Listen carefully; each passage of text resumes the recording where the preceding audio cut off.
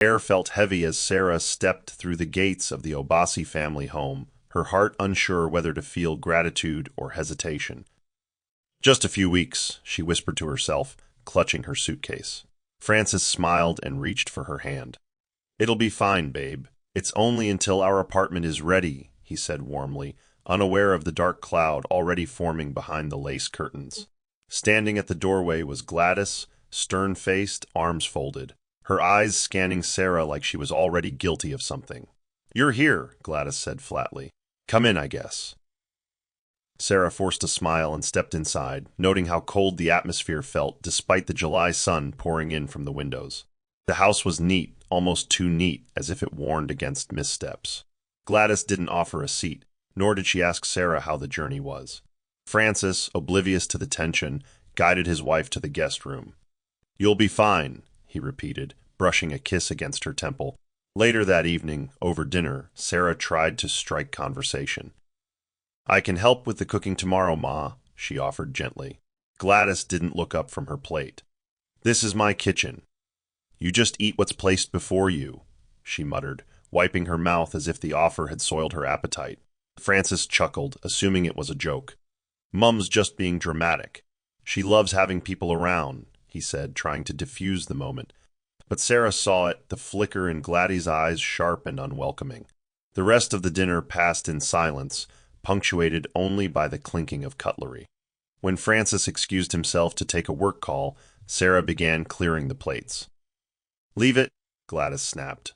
"We don't need your help messing up the kitchen." Sarah froze for a second, then nodded quietly and went to their room, the smile she had worn all evening cracking slowly. Alone in the room later, she sat on the edge of the bed, staring at her hands. She hadn't expected warmth, but she never imagined being treated like an intruder either. As the ceiling fan turned above her and muffled sounds of late news drifted in from the living room, Sarah whispered, "Lord, give me strength. Just a few weeks, please." Sarah woke early the next morning with the hopeful energy of someone determined to bridge gaps. She smoothed her hair, tied her wrapper tightly, and stepped into the kitchen to greet Gladys, who was already stirring a pot on the stove. "Good morning, Ma. I thought I could help today," Sarah offered, her voice calm. Gladys didn't turn. "This isn't your apartment. I know where everything is. Go and rest," she replied. The words weren't loud, but they cut through the morning like a slap. Sarah stepped back, unsure if she had done something wrong, but decided not to argue. She returned to the living room and busied herself with folding laundry, hoping that small acts of helpfulness might soften her mother-in-law's demeanor. But each gesture was met with either silence or a disapproving glance. Gladys, who seemed warm and lively when speaking to Gloria on the phone, became stiff and cold the moment Sarah entered the room. Later that afternoon, Francis returned from work, excited to share a new furniture design he'd found online for their future home. "You'll love it, Ma," he said, showing his phone to Gladys. Sarah picked it out. "We want your opinion." Gladys barely glanced at the screen. All these modern things, so flimsy. "It's not like the furniture we had when your father was alive," she muttered, dismissing both the design and Sarah's involvement. Francis laughed it off again, but Sarah caught the disdain in her tone. That night at dinner, Sarah noticed her plate was smaller than the others, less meat, fewer vegetables, but she said nothing. "Is everything okay with your food?" Francis asked. "Fine," she said softly, not wanting to stir trouble. After dinner, Sarah tried once again. "Ma, would you like me to help you wash the dishes?" Gladys turned, her eyes cold. "You people of nowadays, always looking for ways to make people talk. Just rest. You need it." Sarah swallowed her pride and returned to the room. As she lay beside Francis, who was already snoring softly, she stared into the ceiling, thinking. There was no yelling, no open cruelty, just a quiet rejection that wrapped around her like a cold fog. And worse still, Francis couldn't see it. That night, her smile was gone, replaced with silence. Something unspoken had begun to grow between the walls of that house. The third day began with a strange emptiness. Sarah walked into the kitchen, drawn by the scent of fried plantain, only to see 2 plates already prepared, one for Gladys and another for Gloria, who had come over early. "I thought maybe I could join you both for breakfast," Sarah said with a smile that didn't reach her eyes. Gladys didn't respond. Instead, she handed the second plate to Gloria and placed hers at the table. Sarah stood awkwardly by the counter. Gloria looked confused. "Ma, didn't you serve Sarah too?" she asked. Gladys waved it off. She said she was watching her weight. Gloria looked at Sarah, puzzled, but Sarah only shook her head slightly. She didn't have the strength to explain. She poured a glass of water and sipped slowly, ignoring the hunger that gnawed at her. Later, she returned to the kitchen and checked the pot, empty. Not even a spoonful left. Still, she said nothing, not wanting to look petty or ungrateful.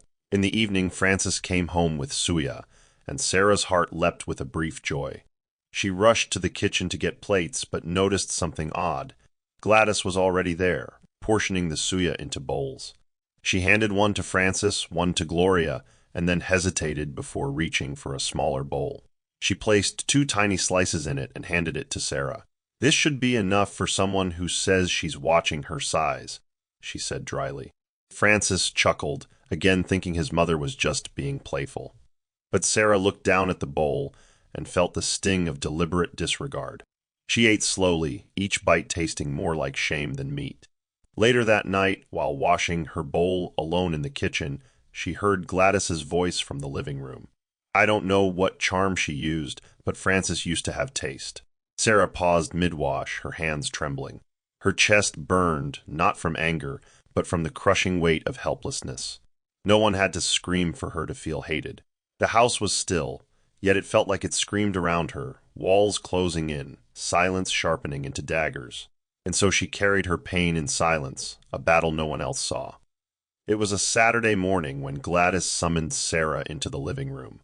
Frances had just stepped out to attend to an errand, leaving the 2 women alone.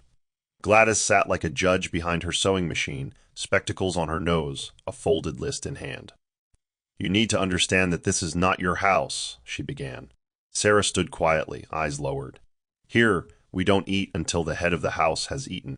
That means breakfast waits till Frances returns. Also, no snacking between meals. And you must not leave the kitchen in a mess. I've worked too hard to keep this house clean." Sarah nodded slowly, each word digging deeper into her already frayed nerves. "Yes, Ma," she replied softly. Gladys watched her for a beat, then dismissed her with a flick of her hand. Sarah returned to the guest room and sat on the edge of the bed. It was barely 9 a.m., and her stomach was already rumbling, but now even food had become a battleground. By noon, Frances was still out. Sarah sat in the corner of the kitchen, sipping water to keep herself from feeling faint. Gloria walked in and raised an eyebrow. "You haven't eaten?" she asked. Sarah shook her head. "Ma said we're waiting for Frances." Gloria sighed. "She's always been strict, but this is too much," Sarah smiled weakly. "It's okay, I'll manage." When Frances eventually returned around 2 p.m., he asked, "Did you ladies eat already?" Gladys replied sweetly, "We were waiting for you, my son." Frances looked at Sarah. "You must be starving." Sarah shrugged, avoiding his gaze. The food was served, and once again, Sarah's portion was minimal. She dared not protest. That night, she quietly washed the dishes, careful to leave the sink spotless. But even then, Gladys walked in, inspected everything, and hissed, "Next time, dry the counter too." Sarah nodded again, her voice locked behind clenched teeth. She had never lived like this before, walking on glass in a house that should have been safe. And still, she told herself, just a few more weeks. But something inside her had started to erode her appetite, her dignity, and bit by bit, her voice. Sarah stepped out of the room that morning with a warm "Good morning, Ma," only to receive a blank stare from Gladys, who didn't even pause from wiping the dining table. The air felt thicker each day, and Sarah began to wonder if there was a hidden offense she had committed, or if existing in Gladys's space was the only crime. As she moved toward the kitchen, she overheard a mutter. "She walks around like a ghost that's overstayed her welcome," Gladys grumbled under her breath. Sarah pretended not to hear. She turned back and returned to the guest room, her chest tight. That morning, she didn't eat. Not out of protest, but because the pot was already empty before she came. Gladys had served everyone but her again. By midday, Sarah felt weak, but she smiled when Frances called to say he'd be working late. "Okay, I'll keep dinner warm," she told him. She knew it was a lie. There would be no dinner left to keep warm for her. While resting later in the living room, Sarah tried to join a conversation between Gladys and Gloria, who had come to visit again. "That reminds me of a wedding I attended once," Sarah said, referencing a topic they were laughing over. Gladys didn't even look her way.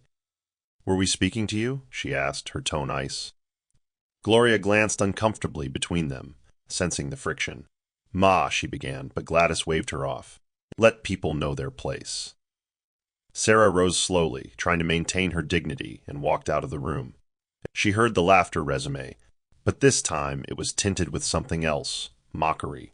That night, when Francis returned, he found Sarah curled up on the bed, her dinner untouched. "You didn't eat?" he asked. "Wasn't hungry," she lied, staring at the wall. He kissed her forehead and headed to the shower. As the water ran, she whispered into the silence, "I'm disappearing." Each passive jab, each withheld plate, each cold glance, it was beginning to silence her completely. And the cruelest part was that Francis still didn't see it. The house bustled with early excitement as relatives began arriving for Francis's cousin's birthday brunch. Sarah, dressed modestly and neatly, offered to help set the table, but Gladys snatched the napkins from her hand. "We have a rhythm here. You'll only slow us down," she said, her smile tight. So Sarah sat on the edge of the couch, watching everyone chatter, laugh, and nibble on puff puff and fried yam. She noticed the trays of food being uncovered, jollof rice, spicy pepper soup, and steaming grilled turkey legs. Her stomach groaned in protest, but she sipped water and stayed quiet. "Please eat something," Gloria whispered as she passed, but Sarah shook her head gently. "Ma said we wait till guests leave," she whispered back. It was now noon. Sarah hadn't eaten since the evening before. The delicious aromas teased her senses, making her dizzy, but she remained still. The hunger sat in her belly like firewood left unlit, painful but slow burning. By 2 p.m., the guests were still laughing in the backyard, and Sarah's hands trembled as she gathered used cups from the center table. As she made her way to the kitchen, she swayed slightly. "Are you all right?" Gloria asked. Sarah nodded, steadying herself. "Just tired," she replied, even though she knew it wasn't just fatigue, it was hunger stretching its claws deeper. In the kitchen, she watched as Gladys scooped 2 pieces of turkey into a foil wrap and whispered to a guest, "For the road. She doesn't need it." She didn't say who she was, but her glance told Sarah everything. Sarah walked back to the room and sat in silence, her lips dry. She placed a hand on her belly, not in pain, but in disbelief. She had never thought food, something so basic, could be used to control, humiliate, and belittle. Later, as Francis thanked everyone for coming, Sarah stood beside him like a hollow statue. "My wife's been such a help today," he said proudly. Gladys raised an eyebrow but said nothing. Sarah smiled faintly, hiding her truth behind a mask so well crafted that even her own husband couldn't see the cracks beneath. Sarah waited until the house fell quiet before tiptoeing into the kitchen under the cover of evening shadows. Her stomach ached, but not just from hunger, it was the emptiness of being constantly overlooked. She opened the pot of rice only to find a scorched bottom and a few scattered grains. The meat tray was empty, the fridge barren. She closed the lid with shaky hands, willing herself not to cry. She reached for a slice of bread on the counter, one small slice likely forgotten. Just as she raised it to her mouth, Gladys entered. "So this is how you repay us?" she snapped. Sarah froze. I thought it was leftover," she stammered. Gladys strode forward and snatched the bread from her hand. "This is why you're always sneaking around. Stealing food like a rat." The words echoed in the kitchen like a slap. Sarah swallowed the lump in her throat. "I was hungry, Ma," Gladys scoffed. "Then you should learn to ask. You're not a guest anymore, you're a burden." She turned and walked out, leaving Sarah standing with her shame and an even hungrier heart. Later that night, Sarah curled up in the guest room, listening to the muffled sound of the television and laughter from the sitting room. Frances hadn't noticed her absence. She closed her eyes and tried to will herself to sleep, but her body ached, her head throbbed, and her heart felt bruised. At some point, she heard the door creak. Francis entered quietly, holding his phone. "Sorry I got distracted, babe.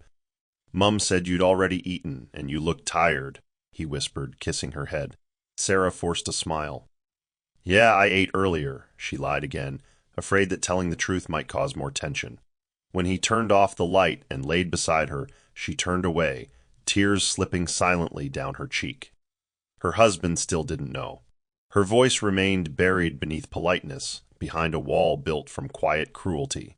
She clutched her belly again, not from physical pain this time, but from the ache of being invisible.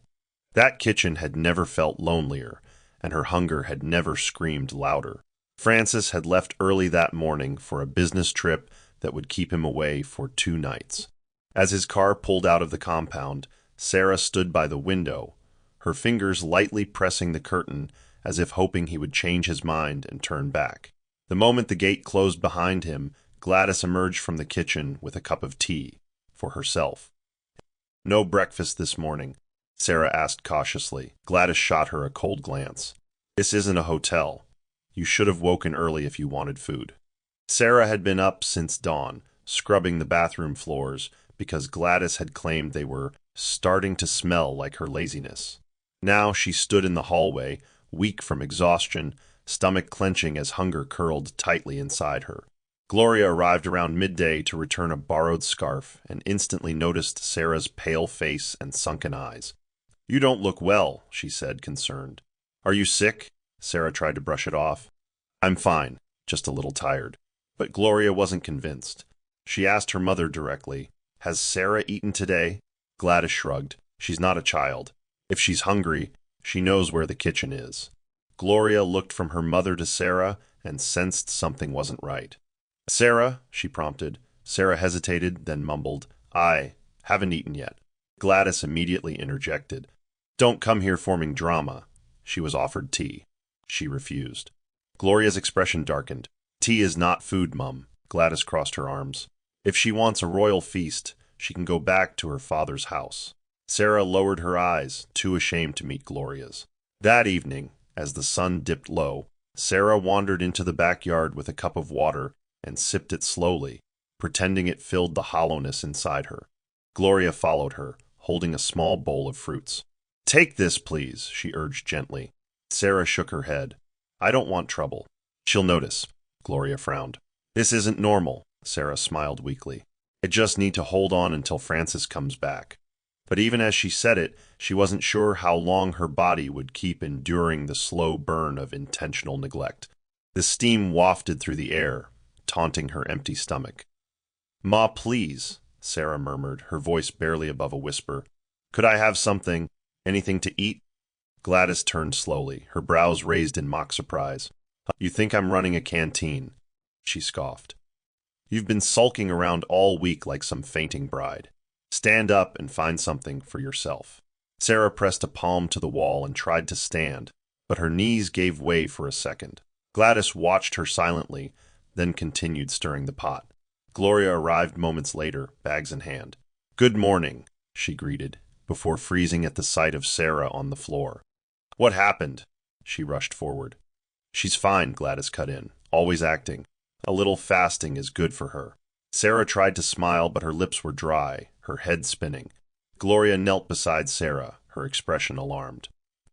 "You look like you haven't eaten in days," she whispered urgently. "She hasn't," Sarah managed to say. "Since the gathering, I haven't eaten properly." Gloria turned to her mother. "What's wrong with you? You've been starving her." Gladys raised her chin. "I give food to people who respect my house." Gloria stood, trembling. "This is abuse." Gladys scoffed. "Go and call the police then." Gloria pulled Sarah up gently and helped her to the living room couch. "Do you want to go to the hospital?" she asked. "I'll be okay," Sarah murmured. "I just need to rest." Moments later, Sarah stumbled to the bathroom and vomited water, her stomach rejecting even the little it had. Her body felt as though it had begun shutting down. Gloria panicked. She dialed Francis's number, but it didn't go through. She called again and again. Then she turned to her mother. "If anything happens to her, I'll never forgive you." Gladys remained silent, the expression on her face unreadable. But deep inside, even she could feel something had shifted. Sarah's quiet suffering was no longer invisible, and now others had seen it too. The next day began like the one before, Only now Sarah moved slower, her feet dragging as if each step was too much. Gloria had tried sneaking her toast early that morning, but Sarah couldn't hold it down. She forced herself to wash dishes, kneel to scrub the kitchen tiles, and iron a pile of Frances's clothes, all to avoid hearing Gladys accuse her of being lazy again. But her vision blurred with every movement. By the time she finished mopping the hallway, her fingers were trembling, and her lips cracked from dryness. "You're still pretending," Gladys asked coldly from the stairs. "You think acting sick will bring Frances running?" Sarah said nothing. She reached for the wall, steadying herself, then turned toward the kitchen sink. As she stepped forward, the world spun. The tiles beneath her feet wobbled, her chest clenched, and before she could call for help, her knees buckled and she crashed to the floor. The sound was sharp. A plate shattered. Gloria, who had just entered from the compound, dropped her handbag and screamed. "Sarah!" she cried, running to her. Sarah's body lay twisted on the cold floor, her eyes half closed, lips barely moving. "Water, please," she croaked. Gladys stood frozen for a moment, then shouted, "Someone help!" But Gloria didn't wait. She cradled Sarah's head and fumbled with her phone. "Frances, pick up! Pick up!" she sobbed into the receiver. On the fifth ring, he answered. "Hello." "It's Sarah," Gloria cried. "She fainted. She's burning up. I think she's really sick." "You need to come now," Frances' voice cracked. "What? Where is she?" "I'm coming." "Call an ambulance. Please, Gloria." In the background, Gladys yelled for a neighbor to start her car. Everything happened in a blur. By the time the car reversed out of the driveway, Sarah's body lay unconscious in Gloria's lap, her breathing shallow. The silence in the car was suffocating. Gladys gripped the steering wheel, her eyes darting nervously toward the rearview mirror. Gloria held Sarah close, whispering through her own tears, "Stay with me. Please don't leave." And for the first time, fear, not control, wrapped itself around Gladys' heart like a noose. The hospital smelled of antiseptic and urgency.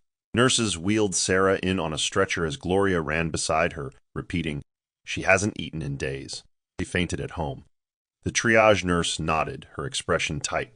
"Vitals are low, BP's dropping." Doctors sprang into action. IV fluids were connected. A blood sample was drawn. Monitors beeped steadily as the nurse adjusted the oxygen mask on Sarah's face. Gloria stood aside, trembling as she watched them fight to stabilize her sister-in-law. She had seen weak people before, but this was different. Sarah looked like a flower plucked and left under the sun, wilted, fragile, close to fading. A female doctor approached minutes later with a clipboard and a solemn face. "She's severely dehydrated and undernourished. Based on her condition, it's been at least 72 hours without proper food intake," the doctor said. Gloria nodded tearfully. She wasn't allowed to eat. "My mother." She controlled everything. The doctor's eyes narrowed. "She's lucky you brought her when you did." Frances burst through the double doors just as they wheeled Sarah into a private room. "Where is she?" he shouted, panic dripping from his voice. Gloria ran to him, grabbing his hand. "She's stable, for now." He turned sharply toward his sister. "What happened?" Gloria didn't sugarcoat it. "Mum's been starving her, Frances. Starving her." She collapsed while washing dishes. Frances looked like the air had been punched from his chest. No, she would have told me." "She tried," Gloria whispered. "But you didn't listen." Tears sprang to Frances's eyes as he pushed open the room door. Sarah lay on the hospital bed, tubes in her arms, cheeks sunken, her breathing shallow but steady. He knelt beside her, gripping her hand. "I'm here now. I'm so sorry. I should have protected you," he choked out. Behind him, Gloria turned away, her heart breaking. The silence in the hospital room was filled with guilt, regret, and prayers that came too late. But at least now she wasn't suffering alone. Someone finally saw her, and that in itself was the beginning of change. Frances didn't wait for morning. He stormed back into the house that night, leaving the front door half open in his fury. Gladys was seated in her favorite chair watching the news, as if the world hadn't just shifted. "How could you?" he asked, his voice low and dangerous. Gladys looked up slowly. "You came back early. You starved my wife," he growled. "She's in the hospital, Mum. The doctor said she collapsed from malnutrition. She hasn't eaten in 3 days. What were you thinking?" Gladys shrugged, rising from her seat with a sigh. She's always playing victim. If she had behaved like a wife, I wouldn't have needed to discipline her. Francis recoiled. Discipline. You're not God, Mum. You don't get to control people's bodies and dignity because you don't like them. His voice cracked with rage. You nearly killed her. Gladys didn't flinch. Don't exaggerate. People fast all the time. You've gotten soft, Francis. Francis took a step closer, fists clenched. Don't twist this. You've hated her since day one. I ignored it because I thought you'd grow to love her. But this was evil. Gladys' expression hardened.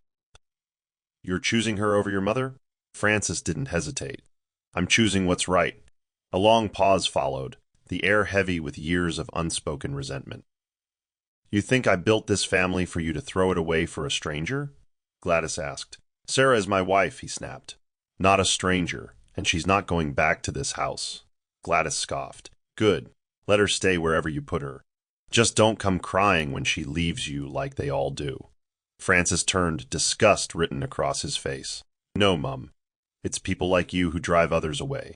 He slammed the door behind him, leaving his mother alone with the silence she had spent so long using as a weapon.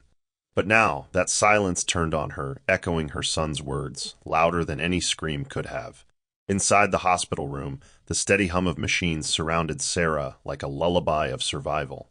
The IV dripped steadily, bringing her strength drop by drop. When her eyes fluttered open, the first thing she saw was the window, light spilling in like a soft blessing. Francis sat beside her, head bowed, hand gripping hers as if to anchor her to earth. Francis, she croaked. He sat up quickly, eyes wet with relief. You're awake, thank God. His voice cracked with emotion. Sarah tried to sit, but her body betrayed her with weakness. Don't move. Just rest, he whispered, brushing hair from her forehead. You scared me. Her eyes searched his face, and for the first time in weeks, she let herself cry, not from pain, but release. I thought I could handle it, she whispered. I didn't want to burden you. I just wanted to belong. Francis leaned closer. You're not a burden. I was blind. I should have seen it. The signs were there, but I kept brushing them off. Sarah shook her head slightly. She hated me. I knew that. But I didn't think. I didn't think she could let me starve. Her voice broke, and the tears came faster. Francis held her close, resting her head against his shoulder. It's over now. You're not going back there. Sarah looked into his eyes, her voice barely audible. Promise? He nodded. I swear it. A nurse entered gently and checked her vitals, offering a smile. You've got people who love you, she said quietly. Sarah smiled weakly. I didn't think anyone noticed. After the nurse left, Francis kissed her forehead. You're not invisible, Sarah. Not to me. Not anymore. And as she drifted back to sleep, still fragile but no longer alone, her silent tears dried on the pillow, a quiet mourning for what had been endured, and a hopeful whisper for what was still left to be rebuilt.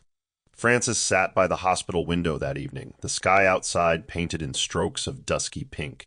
He hadn't said much since Sarah drifted off to sleep again. His eyes were heavy, not just from lack of sleep, but from a dawning realization the quiet war Sarah had been fighting had gone unseen, and he had been right there beside her, blind. Gloria entered the room with a tray of food she had picked up from the cafeteria. She's resting, she asked softly. Francis nodded. The doctor said her blood sugar was dangerously low, he murmured. She almost didn't make it. Gloria placed the tray on the side table and sat across from him. I tried to warn you, she said gently. You always defended Mum, and I get it. But sometimes love for our parents makes us blind to their faults. Francis exhaled shakily. It wasn't just blindness. I ignored things because it was easier. Because I didn't want to confront what it meant. Gloria leaned forward, her voice steady. You can't fix the past, Francis. But you can choose who you want to be now. You have to protect Sarah, even from family if necessary. He nodded slowly. I told her we're not going back there. Gloria gave him a sad smile. That's a good start. After a long pause, Francis spoke again. She told me all she ever wanted was to belong. She never asked for anything extravagant. Just respect, safety. His voice cracked with guilt. And I left her to fend for herself in a house that was supposed to protect her. Gloria stood and placed a hand on his shoulder. You can't change what Mum did, But you can give Sarah a new home, one where she never has to feel invisible again. Frances met her gaze and nodded with quiet determination. I will. That night, when Sarah stirred awake and saw him still seated there, she whispered, "You're still here." They squeezed her hand gently. "And I'm never leaving your side again." There, in the quiet of the hospital room, a new promise began to take root, not loud, not flashy, but honest. And for Sarah, that was more than enough. The ride home from the hospital was slow and quiet. Sarah leaned against the car window, her face still pale, though her eyes now held a calm resolve. Frances drove with one hand, the other resting gently on her lap. The house loomed ahead like a distant thundercloud. "Are you sure you want to stop by?" he asked. "Just to pick a few things," Sarah replied. "Then we leave." When they pulled into the compound, Gladys was seated on the porch, watering her hibiscus plants as though nothing had changed.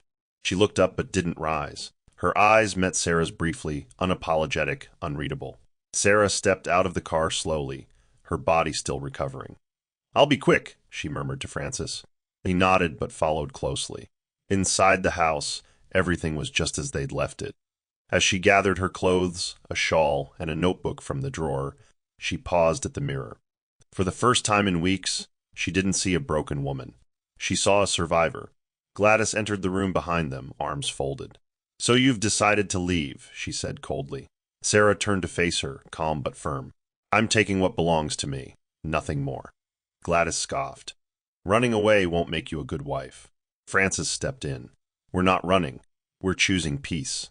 Gladys rolled her eyes. "You'll regret it. That girl will turn your head away from everything you know." Sarah's voice was steady. "What you call turning away, I call healing." There was no shouting, no name-calling, just quiet finality.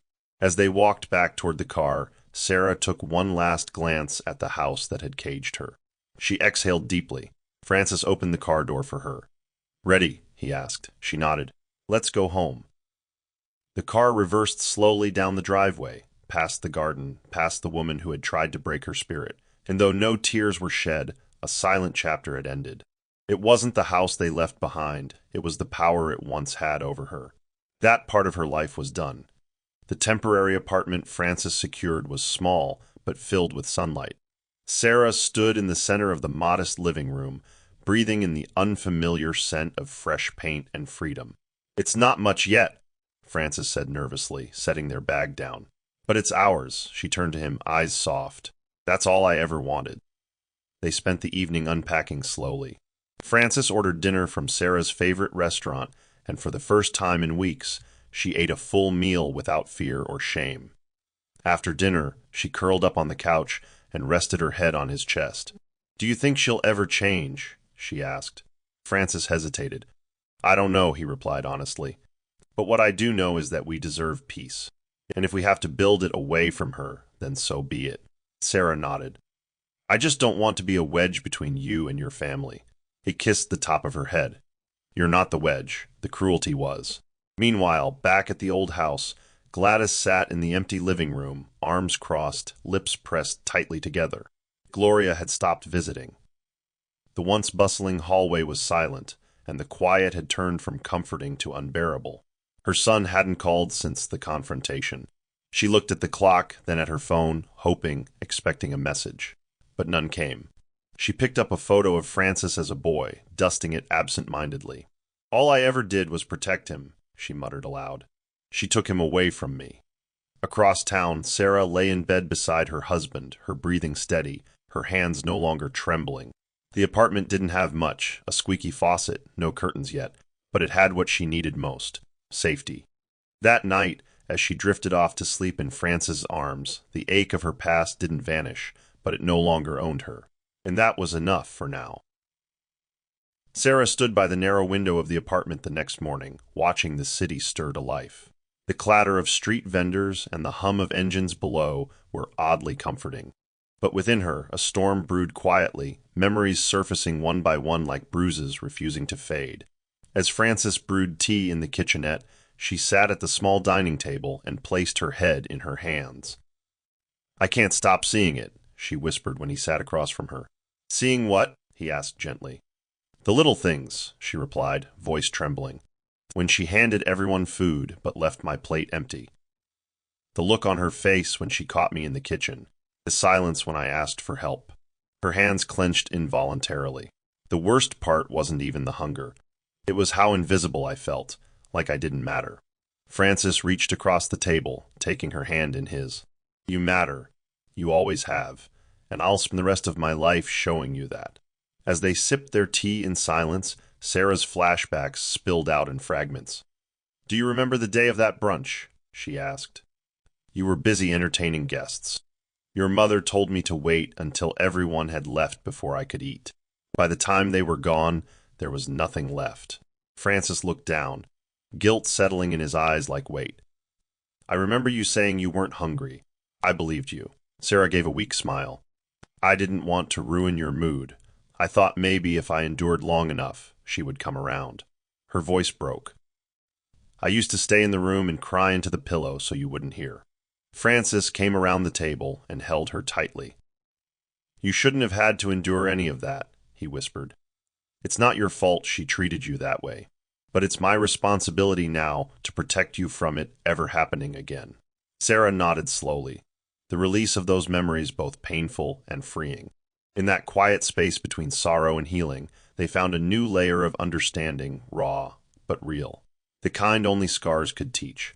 That afternoon, Frances took a walk through the neighborhood, hoping the fresh air would help him untangle the guilt that clung to him like wet clothes. As he passed a small barber shop, he spotted Uncle Raymond, his late father's old friend and a longtime family confidant. Frances! You're a ghost now, the old man chuckled, wiping his hands. Come, sit. Frances joined him on the bench, and after a few moments of pleasantries, he opened up. Uncle, what do you remember about my mum when I was younger? Raymond raised an eyebrow. That's a broad question. What's on your mind? Frances hesitated, then said, Did she always treat people harshly? Raymond sighed. Your mother, she's always been strong-willed. After your father died, she became harder, less forgiving, protective in a way that turned into control. He leaned forward. Why do you ask? Frances told him everything. Sarah's collapse, the starvation, the hostility. Raymond shook his head slowly. I always feared this. She confuses love with domination. She thinks control equals care. Frances looked down. I thought she just needed time to adjust to Sarah. No, Raymond said softly. She needed to adjust to the idea that her son wasn't a boy anymore.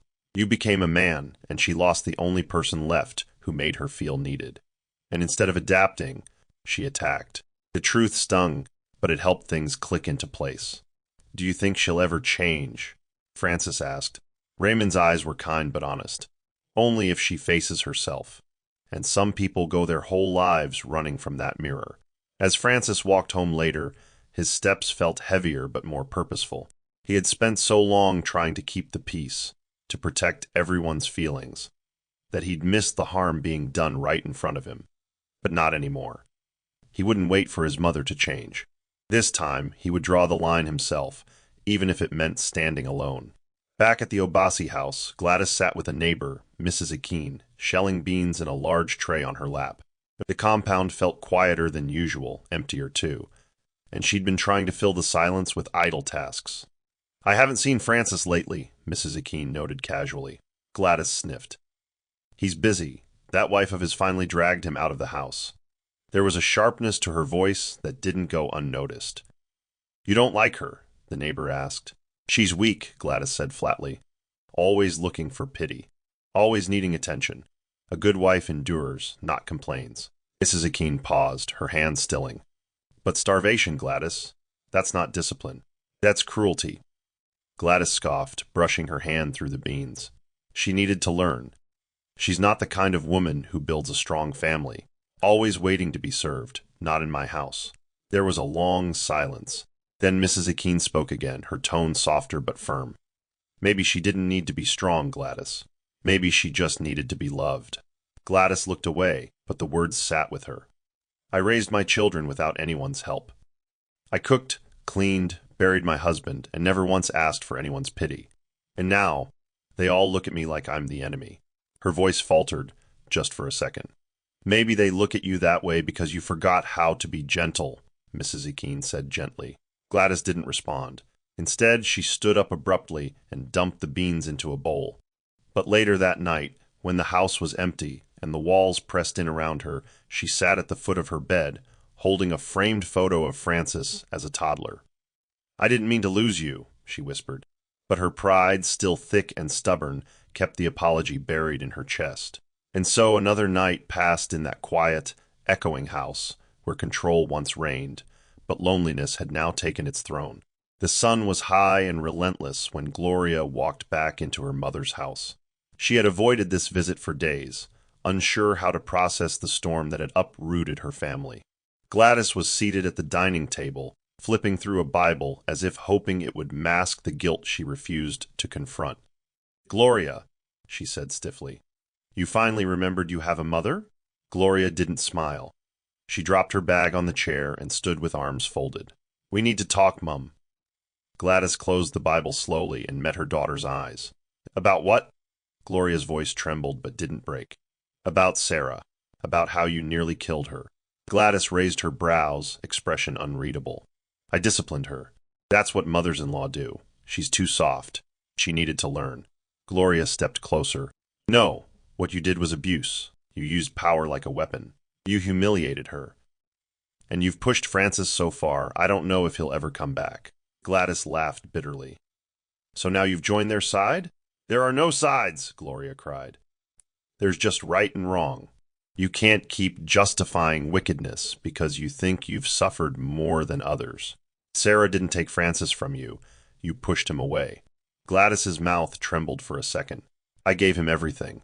I raised him alone. And now he looks at me like I'm the villain." "Because you became one," Gloria whispered. "You don't listen. You never did. You want control, not love." Gladys looked away, blinking fast. "If they don't come back, that's on them."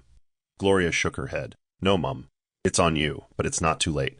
If you can admit it, if you can apologize." With that, she grabbed her bag and left, her heart pounding in her chest. Behind her, Gladys remained still. The Bible on the table stared back at her, heavy with words she'd read but never truly lived. Sarah sat near the window in the new apartment, a mug of warm tea in her hand and a notebook open on her lap.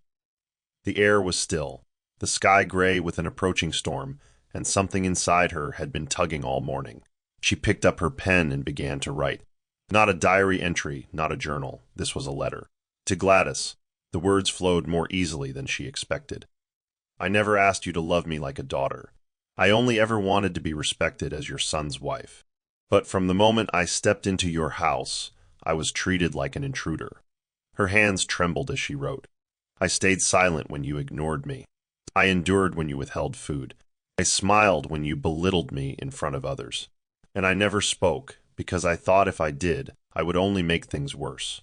Tears slid down her cheeks. She wiped them but didn't stop writing. "But you broke me. And even then, I still tried to believe that someday you would see me. Just once, as someone worthy of care." She poured everything into the pages, the pain, the moments of humiliation, the hunger that made her question her own worth. "I forgive you. But forgiveness doesn't mean returning to that house. It means letting go so I can heal." When she was done, she stared at the letter, hands shaky. Francis walked in, saw her expression, and sat beside her. "What is it?" She handed him the pages. He read silently, his jaw clenched, tears forming in his eyes. "Are you going to send it?" She shook her head. "No, this was for me. I needed to say it, even if she never hears it." Francis folded the letter carefully and placed it in the drawer beside her. "Then let's leave it here, just like the past." That night, for the first time in weeks, Sarah slept peacefully. The words unsent, yet the weight lifted. Francis stood in front of the rental agent, signing the final paperwork for a 2-bedroom flat in a quiet part of town. The place wasn't large, but it was bright, safe, and more importantly, far from his mother's shadow. As he took the keys and thanked the agent, his heart beat with a mix of relief and resolution. He walked back to the car where Sarah was waiting, reading a brochure on curtain styles. She looked up as he entered. "Is it done?" He smiled. "It's ours." Her eyes sparkled with gratitude, but he saw the lingering caution in them, the kind that comes from loving after pain. "We can finally start over," he said, turning on the ignition. "No more walking on eggshells, no more pretending." She nodded, squeezing his hand. Thank you for choosing me. He turned to her, voice steady. I should have done it sooner, but I'm here now, and I'm not going back. That evening, as they toured the new apartment hand in hand, Sarah stood in the kitchen doorway and smiled. It's small, she said, but it's enough. Francis wrapped his arms around her waist. More than enough. It's freedom. Later, they ate takeout on the bare floor, laughing between bites and mapping out plans for where the couch would go, what colors they'd paint the walls, and how they would decorate the nursery someday. I never want to live under fear again, Sarah said softly. Francis nodded. You won't. I promise you that. And as the night wrapped around them, the city lights blinking outside their window, the pain of the past began to quiet. Not forgotten, but no longer in charge. Francis had made his decision, not just to move forward, but to rebuild his home on new terms. This time, love would not be silent. This time, Sarah would be seen. The knock came just after 9 a.m., soft but persistent. Sarah was in the kitchen preparing pancakes, humming to herself as the aroma filled their small but peaceful home. Francis was still asleep, recovering from a late night of work. She wiped her hands on a towel and walked to the door. But the moment she opened it, the breath caught in her throat. Standing there was Gladys, clad in her signature wrapper, lips tight, eyes scanning the room behind Sarah. Good morning, Gladys said curtly, as if this were a normal visit. Sarah's voice stuck for a moment. Francis is asleep. Gladys stepped forward, attempting to walk in, but Sarah stood her ground. Is something wrong? She asked, her tone polite but firm. Gladys didn't answer immediately. Instead, she looked around, the corners of her mouth twitching. So this is where he brought you, she muttered. You look different. Sarah didn't respond. The silence between them crackled. Just then, Francis appeared in the hallway, his expression shifting the moment he saw his mother. Mum, he said flatly, stepping forward. You shouldn't have come here unannounced. Gladys raised a brow. I came to see my son. Is that a crime now? Francis positioned himself protectively beside Sarah. We've asked for space. You ignored that. Gladys sniffed. I see. So this is the new normal, your wife answering the door like the queen of the house. Sarah glanced away, the old ache returning for a flicker of a second before she reminded herself of where she stood now. If you came to talk, you can speak to both of us, Francis said. If not, we have things to do. Gladys opened her mouth, then closed it again. Her eyes searched her son's face, looking for some softness, a crack. But there was none. You've changed, she said finally. You're not the boy I raised, Francis nodded. No, I'm not. I'm a man. And that means protecting my wife from anything or anyone that threatens her peace. There was a moment of silence. Then, without another word, Gladys turned and walked away, her steps stiff, her pride intact but her influence slipping. Sarah closed the door gently behind her, hands shaking slightly. Francis took them in his. You stood your ground, he whispered. Sarah smiled faintly. I didn't even raise my voice. The tension of the morning still lingered in the apartment. Sarah sat on the couch, staring at the doorway where Gladys had stood just hours ago. Her hands were clasped in her lap, but her mind spun with everything she didn't say. All the time she'd swallowed pain in silence, allowed herself to shrink just to keep the peace. Francis watched her from across the room. You okay? He asked. She nodded slowly. No, she finally said. I'm not. I keep thinking. Maybe I should have said something. Not to fight, but just once I should have spoken. He moved beside her. You don't owe her anything, he said. No, I don't, Sarah agreed. But I owe myself the chance to speak my truth. She stood, took a deep breath, and picked up her phone. I'm going to see her. An hour later, Sarah stood outside the house that had once felt like a prison. Gladys opened the door with a mixture of surprise and suspicion. You came alone, she asked. Sarah nodded. Yes, not to fight, to speak. They sat across from each other in the sitting room. Sarah's voice trembled slightly as she began. You don't have to like me, but what you did nearly destroyed me. Gladys looked away, saying nothing. I came into this home wanting to belong. You made sure I never felt welcome. But I survived it, and I forgive you not for you, but so I can be free. Gladys's eyes flickered, but her mouth remained tight. Sarah continued, You didn't break me, and you won't shape the woman I become. That power is mine now. Then she stood. Gladys said nothing, just watched her go. But something in her expression had softened, an unfamiliar uncertainty. Sarah walked back to the car, heart pounding, but lighter somehow. She hadn't yelled. She hadn't wept. She had spoken, clear, calm, and the silence that once crushed her had become her own armor. Her voice was no longer buried, it had risen. The following Sunday, Frances and Sarah walked into church hand in hand, heads held high. The whispers started immediately, small murmurs from pew to pew, eyes following their every move. It wasn't scandal, it was surprise. Most people knew Gladys, knew her sharp tongue and stern manner, and they had heard, in fragments, about Sarah's hospitalization. A few smiled warmly at the couple. Others watched with reserved curiosity. After service, one of the older women, Mama Ruth, approached Sarah. "My dear," she said, pressing Sarah's hand between her own, "I've been praying for you. Some of us saw what was happening. We just didn't know how to help." Sarah felt her throat tighten. "Thank you," she whispered. Mama Ruth leaned closer. "Sometimes the strongest women are the quiet ones, but you don't have to be quiet anymore." Frances wrapped an arm around her as more people approached, offering small kindnesses, welcomes, nods, apologies wrapped in silence. Meanwhile, Gladys sat alone in her home, the TV on but unheard. That same Sunday, no one from church had called to ask if she was coming, not even pastor. She had become the topic of side glances and lowered voices, the woman whose son had moved out, whose daughter-in-law had collapsed under her roof. Her sister, Auntie Clara, arrived unannounced later that evening, holding a container of soup. "You look thinner," Clara remarked. Gladys shrugged. "No appetite lately." Clara sat and studied her. "What happened with Sarah? Was it worth it?" Gladys flinched. "I was only trying to keep my home in order." Clara sighed. "Well, now it's empty." "Order doesn't mean anything if there's no one left to come home to." Gladys didn't reply. But that night, as she folded her wrapper and sat quietly by the window, the question played in her head again and again. Was it worth it? And for the first time, she didn't have an answer. The evening air was still, and the Obasi house had never felt more hollow. Gladys moved from room to room, tidying things that were already clean, rearranging throw pillows, wiping spotless tables, restacking framed photographs.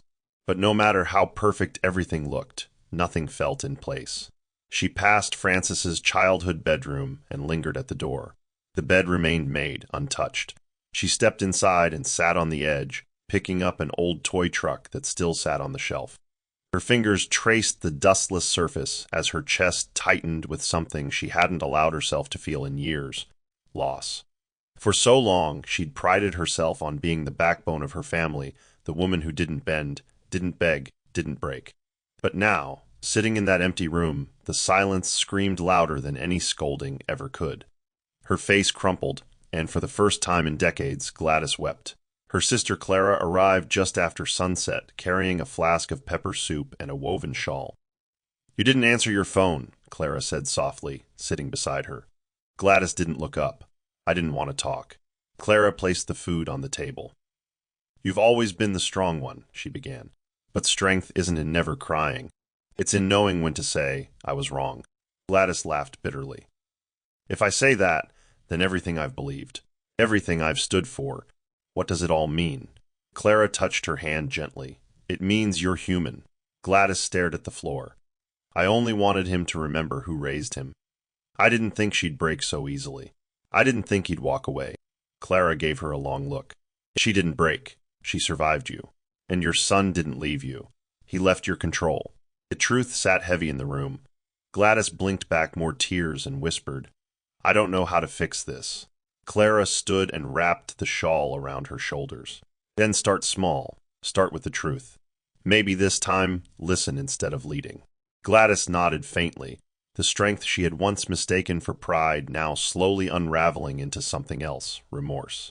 The envelope was plain, sealed with no name, left carefully at the entrance of Frances and Sarah's apartment. Sarah discovered it on her way out to buy groceries and froze when she recognized the handwriting: Gladys. She brought it inside, hesitant, her heart beating unevenly. "It's from her," she said to Frances. He looked at the envelope, cautious. "Do you want me to open it?" Sarah shook her head. "No, I need to read it myself." She sat at the table and slowly peeled it open. The letter was handwritten, the script careful but shaky. I won't make excuses. I've wronged you, deeply. What I thought was strength was really fear. And what I called discipline was just cruelty. You didn't deserve what I put you through. I don't expect forgiveness. I only hope my words reach you in a way my actions never did. Sarah paused, already fighting back tears. Frances moved to sit beside her, but didn't interrupt. She continued reading. When you fainted, I told myself it was drama. But when I saw you lying there, lifeless, I saw myself, 25 years ago, begging for mercy I never got. And yet I became the very thing I feared. I broke my own home. I broke your trust. And I broke my son's heart. I'm sorry. Not because I've been punished, but because I finally see the damage. You didn't deserve to suffer to prove yourself. You were enough. The words blurred as tears streamed down Sarah's cheeks. Frances wiped them gently. What do you feel? He asked. Sarah took a moment before replying. I feel seen, for the first time. She folded the letter and placed it carefully in a drawer. I don't know if I'm ready to forget, but this means something. Frances nodded. It does. It's a start. That night, neither of them spoke much, but their hearts felt lighter. The wound was still there, but someone had finally poured balm instead of salt. The family dinner was Gloria's idea, a neutral gathering in a restaurant rather than anyone's home. Sarah was hesitant, but Frances convinced her it might help close the gap just enough for peace to enter. The small private room was set with quiet jazz, soft lighting, and a long table that stretched between the past and something new. When Gladys entered, dressed simply in a navy blue dress and low heels, the room fell silent for a second. She walked slowly towards Sarah and Frances, clutching a paper bag. I brought something, she said quietly, placing it in front of Sarah. Inside was a freshly made dish, jollof rice and grilled tilapia, garnished with plantains, wrapped carefully in foil. Sarah looked up at her, surprised. Gladys didn't sit yet. You may not be ready to call me mother, and I understand, but I wanted to serve you, just once, without expectations. Everyone at the table went still. Gloria blinked back emotion. Frances stared at his mother, barely believing what he was hearing. Sarah gently unwrapped the foil and caught the aroma, spiced perfectly, just the way she liked it. Thank you, she said softly but clearly. Gladys nodded and sat down, not at the head of the table like she always had, but beside Gloria, quiet and unassuming. Conversation resumed slowly, at first cautious, then gradually relaxed. Gloria filled the room with her light laughter, helping smooth the rough edges. Sarah didn't touch much of the food, not because she didn't want it, but because her heart was too full. Gladys never made excuses that evening. She didn't try to reclaim lost authority. She simply existed, present, listening, different. As the dinner ended and everyone stood to leave, Sarah turned to her. It's not easy, but tonight mattered. Gladys gave a small smile. That's more than I hoped for. They parted ways quietly, no grand reconciliation, no declarations, just a fragile understanding born not of perfection, but of effort. And sometimes that was the most powerful beginning of all. 2 months had passed since the dinner. Life had resumed a steady rhythm for Sarah and Frances, peaceful, unhurried, full of moments that once seemed so far out of reach. On a warm Saturday afternoon, the couple sat across from a soft-spoken therapist in a cozy counseling office, each holding a warm mug of ginger tea. You've both been through a lot, the therapist said, her voice calm. But it's clear you're choosing to move forward, together. Sarah nodded slowly. For so long I thought love meant staying silent, enduring. But now I'm learning that real love listens. It speaks up too. Frances reached for her hand. I failed her before. I ignored what I didn't want to see. That won't happen again. The therapist smiled gently. Healing isn't a straight road. It's okay to take your time. The room was quiet for a moment. Then Frances added, We've been talking about starting a family, but we want to get stronger first, as partners. Outside the session, as they walked hand in hand under the sun, Sarah looked up at him. I'm proud of us, she said softly. We didn't just survive, we're growing. Frances squeezed her hand. We're building something new, something no one can take from us. That evening, they unpacked the last box in their apartment, a box Sarah had labeled, for when it's safe. Inside were notes she had written during her darkest days, photos of her smiling only for appearance's sake, and a sketch of the apartment she once dreamed of living in. She laughed a little as she showed it to Francis. "It's not perfect," she said. "The walls are too straight." He smiled, "But it has windows and peace." Together, they tore the notes into tiny pieces and placed them in a ceramic bowl. With a match, they lit the scraps and watched the past curl into ash. "Goodbye," Sarah whispered. "To fear, to silence, to invisibility." Francis nodded, arms around her. "And hello to everything ahead." In that quiet glow of fading paper and new beginnings, they leaned into each other, grateful for how far they'd come, and hopeful for all that remained.